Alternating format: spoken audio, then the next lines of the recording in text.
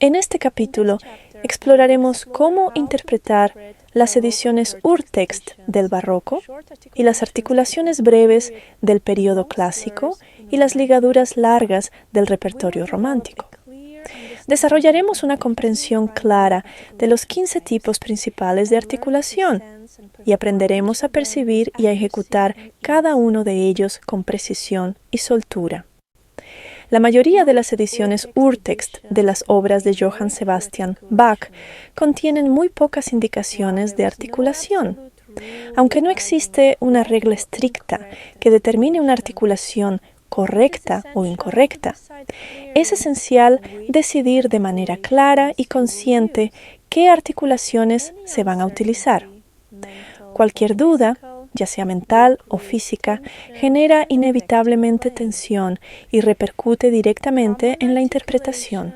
Las articulaciones más habituales incluyen non legato, staccato, ligadura de dos notas, tenuto, accent y détaché, legato articulado o brioso. Détaché, que significa separado, se refiere a tocar cada nota con un golpe de arco independiente. A pesar de esta separación, el movimiento del arco se mantiene fluido y continuo. Al escuchar a los instrumentistas de cuerda interpretar détaché, se percibe claramente que no existe un silencio audible entre las notas. El cambio de arco en cada nota produce un sonido claro y articulado, manteniendo al mismo tiempo una línea conectada. De ahí el término legato articulado. Utilice non legato y ligaduras de dos notas en piezas lentas. Utilice détaché como articulación general en piezas de tempo moderado a rápido. Utilice staccato en movimientos rápidos, especialmente en grupos de 2 a 3 notas que se diferencian rítmicamente del pasaje principal. Utilice combinaciones de tenuto o accent con staccato en valores largos y cortos. Los grupos de notas en movimiento conjunto, melodías paso a paso, se interpretan de forma más fluida, a menudo con détaché. Los grupos de notas en movimiento disjunto, intervalos más amplios y contorno más dramático, se interpretan con un carácter más separado, non legato o staccato.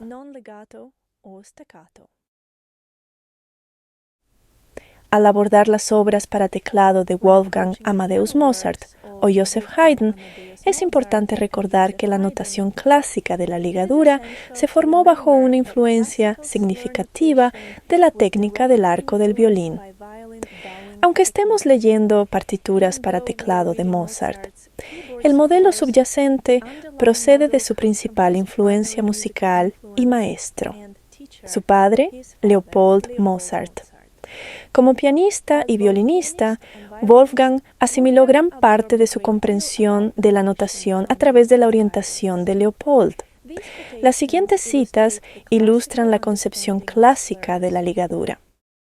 Las notas deben tomarse todas juntas en un solo golpe de arco, no de manera separada, sino ligadas en un mismo movimiento, sin levantar el arco ni producir ningún acento. Por la longitud de la línea curva, el compositor indica cuántos sonidos deben ligarse. En los sonidos que han de ligarse, el dedo debe permanecer sobre la tecla hasta que la duración de la nota haya finalizado por completo, de modo que no se produzca la más mínima separación. Las notas bajo la ligadura se interpretan de forma conectada, en un estilo correspondiente al détaché del violín, continuo y sin acentos internos. En los movimientos rápidos, las notas sin ligadura se interpretan generalmente non legato.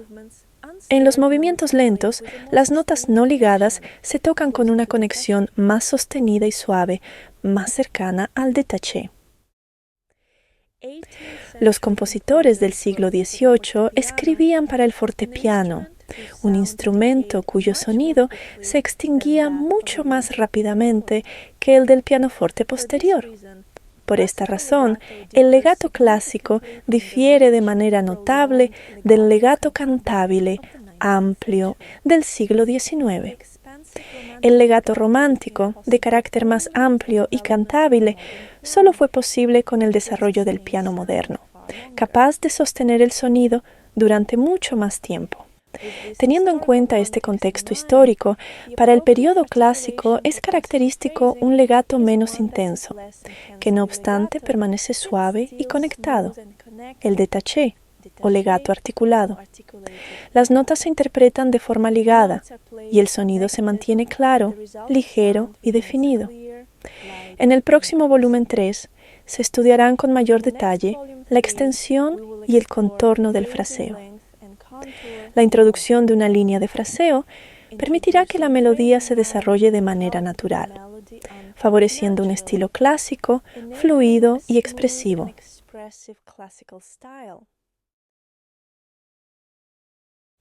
En el periodo clásico temprano, la práctica de finalizar cada ligadura en la barra de compás respondía a una convención notacional. El sistema de notación de la época no permitía que las ligaduras se extendieran libremente a través de los compases. Solo más tarde, Muzio Clementi comenzó a cuestionar esta tradición. Leopold Mozart expone el razonamiento con su claridad característica. Es antinatural cuando el sonido se interrumpe y se modifica constantemente. Un cantante que en cada frase corta se detuviera, tomara aire y acentuara de manera especial primero una nota y luego otra, provocaría inevitablemente la risa. La voz humana se desliza con facilidad de una nota a otra y un cantante sensato nunca interrumpe el sonido a menos que lo exija algún tipo especial de expresión, o la división o el reposo de la frase. ¿Y quién no es consciente de que el canto es en todo momento el objetivo de todo instrumentista, puesto que siempre hay que aproximarse a la naturaleza lo más posible? El final de una ligadura corta en la notación clásica no indica una interrupción del sonido. Más bien, refleja un cambio de dirección del arco en un instrumento de cuerda. Debido a las características constructivas del arco barroco, este cambio producía de forma natural un efecto non legato, pero no una ruptura ni una pausa en el sonido. En el piano moderno, que sostiene el sonido con mucha mayor facilidad, recrear un espacio de este tipo resultaría antinatural. Por lo tanto, no cree una separación audible entre ligaduras, ni en el toque ni en el sonido.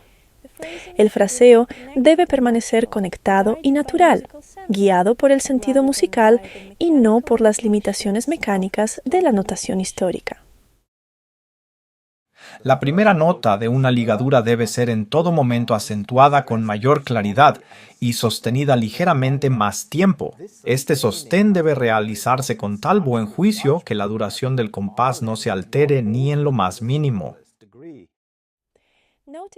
Obsérvese cómo Leopold Mozart describe el fraseo sin recurrir al rubato.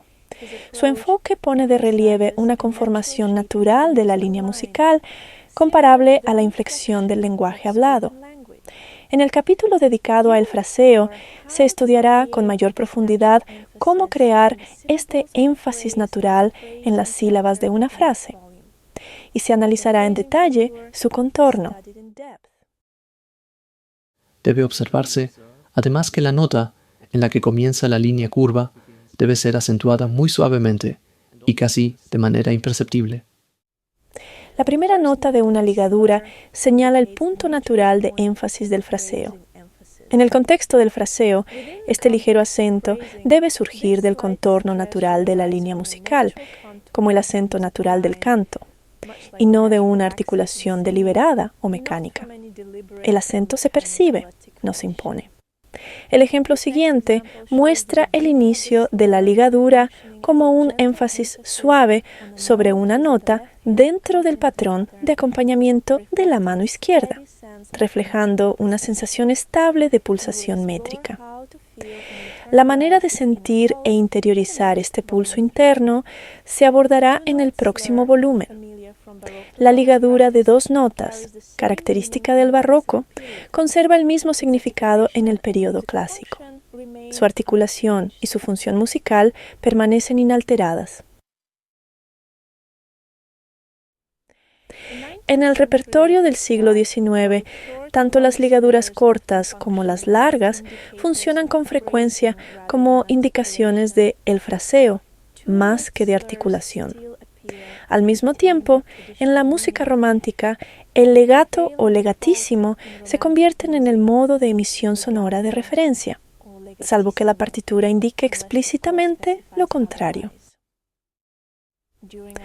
Durante una clase con Tatiana Seligman, profesora de Danil Trifonov, se me explicó que los acentos que Frédéric Chopin colocó con tanto cuidado en cada pulso de sus estudios no deben interpretarse de forma literal.